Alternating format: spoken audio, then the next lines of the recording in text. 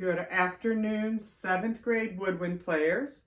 I'm making this video specifically for the 7th graders so that you know how to practice for your end of the year final exams in playing, and also to start preparing you for your All-State audition for next fall. You have to play the 7 major scales. Minimum tempo is quarter note equals 80.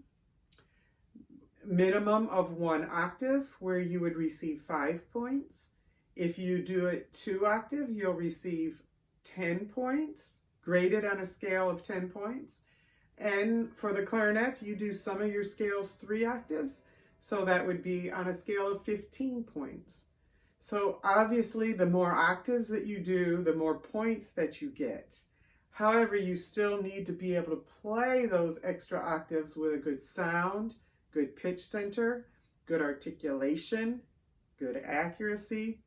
So you don't get extra points if you go up into the 3rd register and it's messy and doesn't sound good. It has to be practiced and consistent. So I'm going to start with the 7 major scales. The oboe can play some scales, most of the scales 2 octaves. I'm going to only play A flat 1 octave. And the metronome is at a minimum of 80. Of course, eventually you might go faster than that, but let me remind you, it has to be clean. So here, this is what your final exam should look like. We are not sure how we're going to do your final exams yet. We're thinking about maybe doing flip grid. So pretend this is what your flip grid is going to look like. You'll start out by introducing yourself and say, I will be playing the 7 major scales.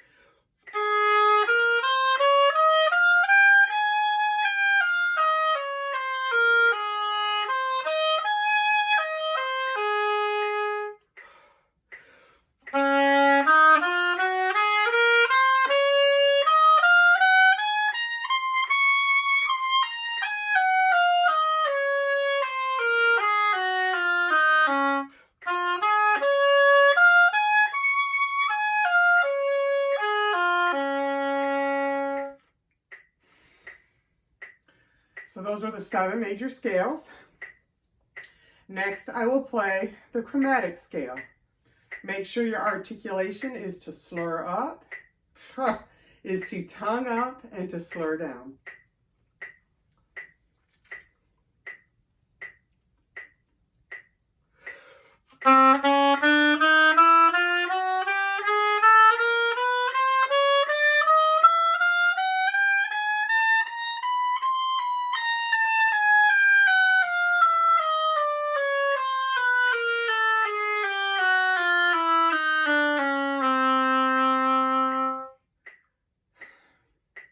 And finally, you will have a melodic study. It is in the Rubank book. Everybody should already have this book. Rubank Method Book, Advanced Method Book, Volume 1. It is the first melodic study, which is on page 19, number 1.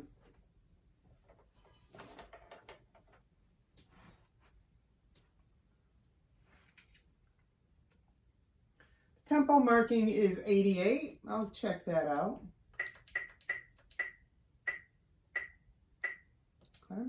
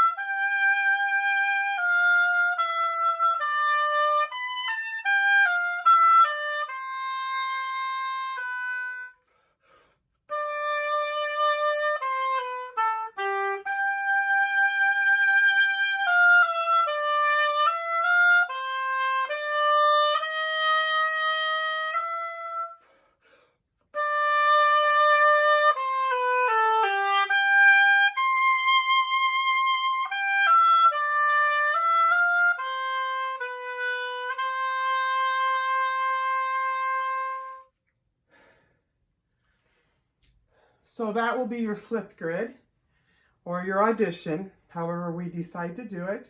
In addition, you will have a little written test on terms that we use every day in class.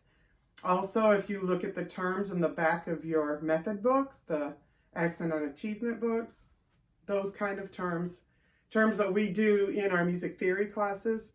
So it can't hurt to review some of the tempos that we talk about and articulations, time signatures, things like that.